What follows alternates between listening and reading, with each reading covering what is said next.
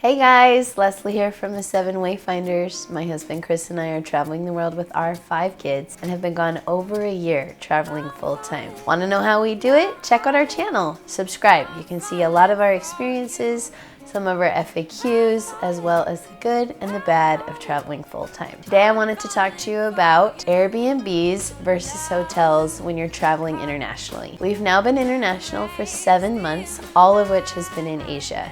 And we've learned quite a bit about staying in Airbnbs versus hotels, especially for a big family. Remember, we're a family of 7. So I want to talk about what the difference is. Before we ever traveled internationally, I was like, can you even do Airbnb out of the country? Like, honestly, I didn't know. We did a lot of VRBO before we traveled full-time on this trip. I will say I like Airbnb so much more. Sometimes with VRBO, you can go around VRBO, which means owners want like you to mail a check or a money wire transfer. I don't know, it gets kind of sketchy. So I would highly recommend sticking to Airbnb when you're traveling internationally.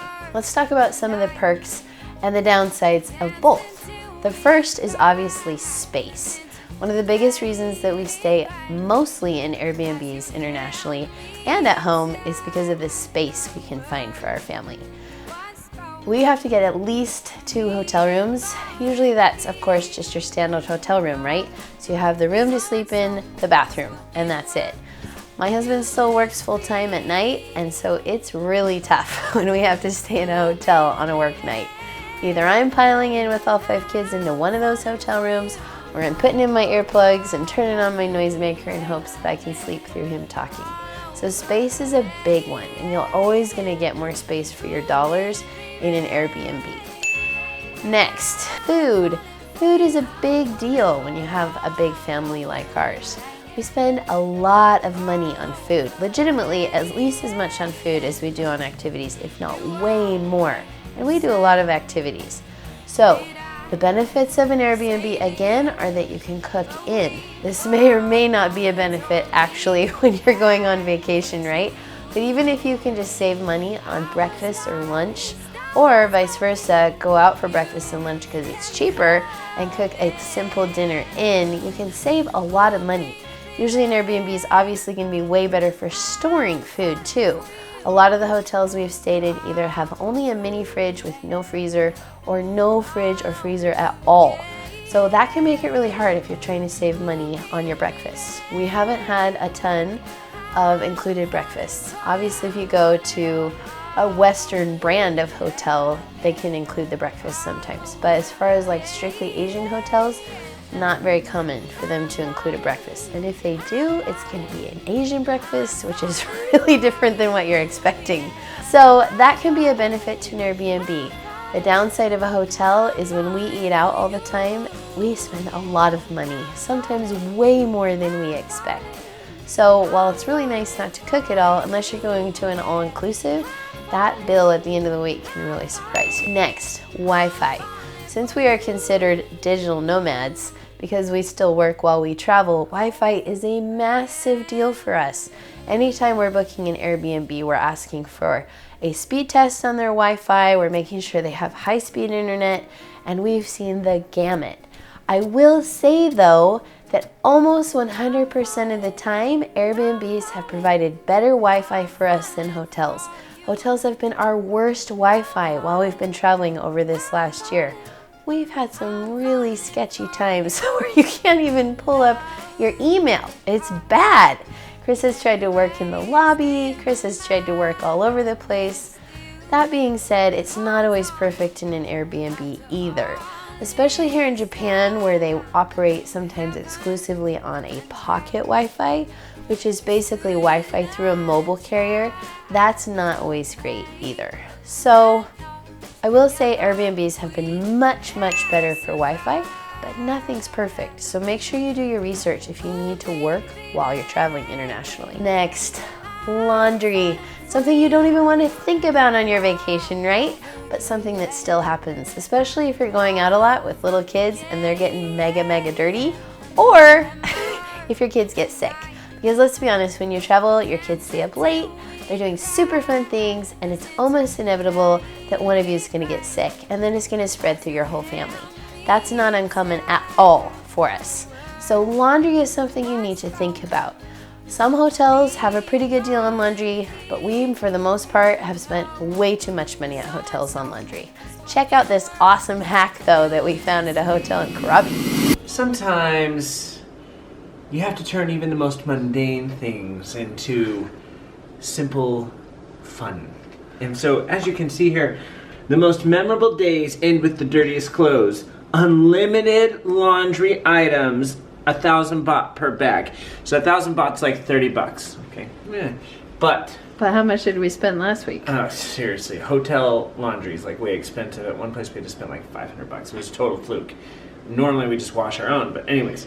So I decided, because they haven't put any rules, asterisks, or restrictions on there's an asterisk. It says there's an asterisk. Well, there is one asterisk. It says Sofitel Krabi Golf and Spa Resort in-room laundry bag only. So in essence, we can use their laundry bag as long as we fit all the laundry in their laundry bag. It should only be $15 or $30. So we've decided we're going to vacuum pack all of our laundry, all of our dirty laundry, and fit it into one bag to see what they do. Let's see what happens. Because we have about 2 bags worth. That's one pile, and then here's an almost full bag. That's right. We'll show you the end result.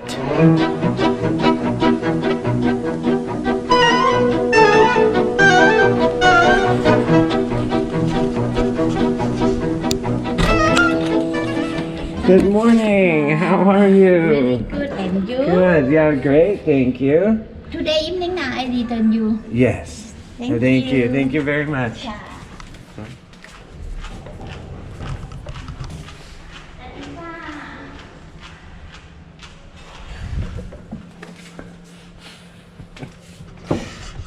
Okay, so she took it. You could tell she was kind of like, wow, this is heavy. And ended up having to like pick it up with both hands as she carried it off. I think, poor woman, it weighs like half as much as she does. We'll see what happens when they come back. And we're rolling. All right.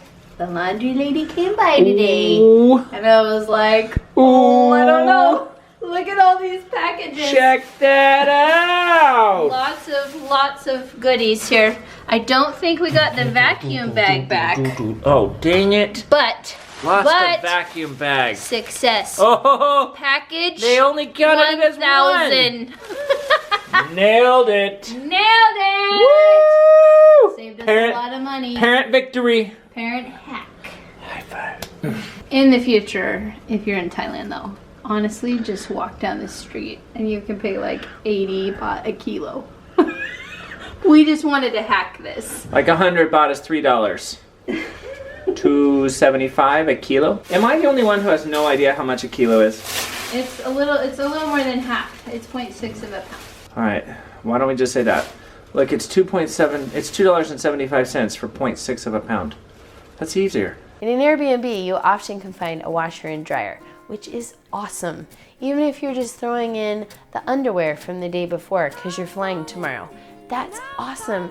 Not having to go find a laundromat, not having to deal with filling out the laundry form at the hotel, wondering when they're going to return it. As far as laundry goes, we are 2 thumbs up for Airbnbs on laundry. In fact, in Bangkok, we actually spent more than $500 on laundry fees in 1 week.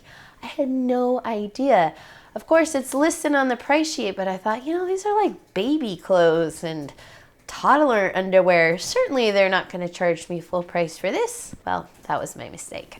We spent way too much on laundry. Amenities. Yes, hotels are going to have usually much better amenities. You're going to have probably a gym, you're going to have a pool, you're going to have a front desk, a concierge, right? Sometimes you're even going to have a kids club, which is our favorite hotel amenity, as you can imagine. Wow, that's pretty.